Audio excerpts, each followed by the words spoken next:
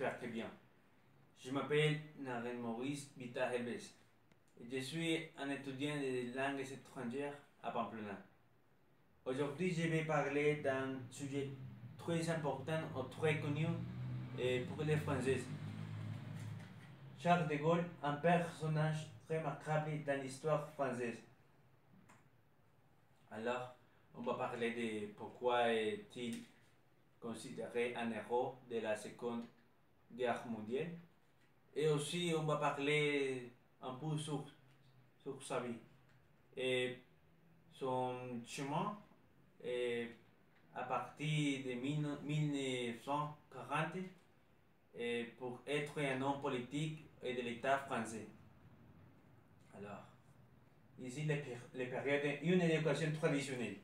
Charles de Gaulle est né à Lille le 22 novembre de 1890 au sein d'une famille catholique et patriote résidant à Paris. Il y commence ses études et s'oriente vers la carrière militaire. Alors, il s'intéresse pour les choses militaires et tout comme ça. Et dans la période de la Grande Guerre, dans cette période, nous pouvons voir que pour le lieutenant Charles de Gaulle, il a été blessé 3 fois. Il est laissé pour mort à Verdun en 1916. Fait prisonnier, il est conduit en captivité en Allemagne et il ne sera libéré jusqu'à l'armistice de 1918. Et ici, dans cette période, un officier non conformiste. Et bon, comme nous savons, il était seulement un soldat. Mais il commence à avoir plus pouvoir dans le militaire et dans la politique. En 1925, De Gaulle est détaché à l'état-major du maréchal Pétain, vice-président du Conseil supérieur de la guerre. Alors, il commence jusqu'à l'année de 1940, que c'est l'année de l'appel.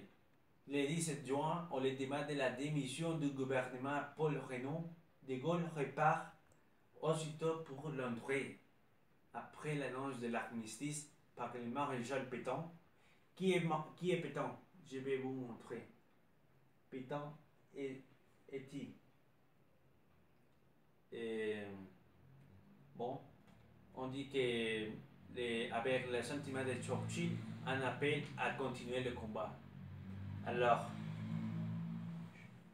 je peux dire que De Gaulle, le général De Gaulle a proposé maintenir la France dans la guerre aux côtés alliés. Ici, dans l'image, nous pouvons voir De Gaulle avec les soldats qui se préparent pour la guerre, pour le jour D.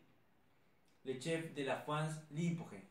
Et il l'a mené à la victoire en 1941. Bon, après la libération de la France.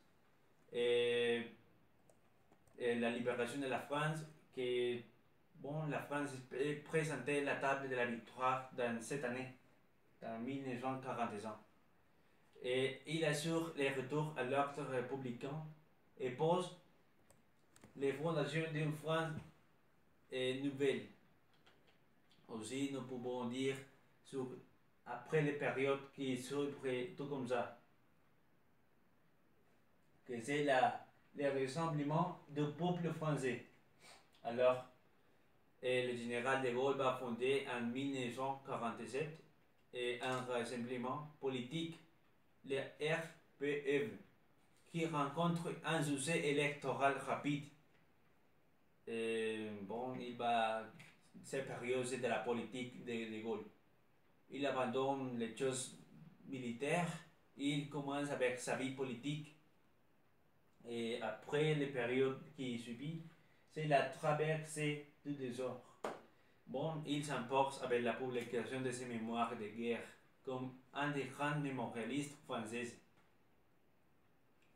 De mai à décembre 1958, bon, De Gaulle, c'est la nouvelle de Gaulle va être le nouvel président ou le président de la République française. Il a fallu la insurrection algérienne, mais de Gaulle revient au pouvoir dans cette période. Et alors, pour les prochains ans, les plus illustres des Français, et la nouvelle République de Gaulle.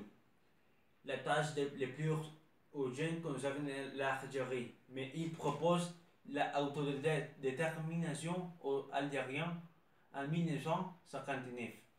Alors, c'est la décolonisation des pays africains et on se va concentrer dans la France, dans la chose de la France, dans la vie politique de la France et tout comme ça.